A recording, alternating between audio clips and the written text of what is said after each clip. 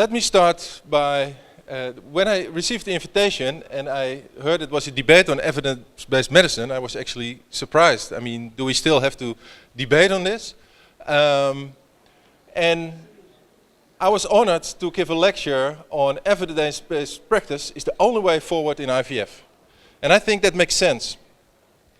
Because what is it all about? It's about how should we inform the patients. I mean, it's about a patient sitting in front of a doctor and deciding what treatment option to go for. Should we go for treatment A or B or C or D?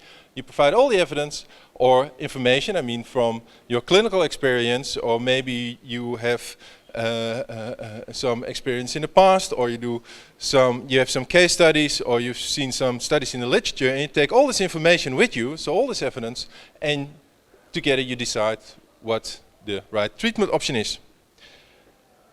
I think that sounds logical, because what would be the alternative to evidence-based medicine? What should we do? I mean, should we buy a glass ball and then try to look what to do? I mean, I bought one, I tried it, but didn't see much, but could be me. Should we throw some dice as an alternative to evidence-based medicine and then see, okay, if the dice are right, we go for treatment option C? Or maybe we do some tea leaf reading. I mean, that would be very interesting, that if somebody is opposing evidence-based medicine, what should we do then? But for me, I think evidence-based medicine is the way to go.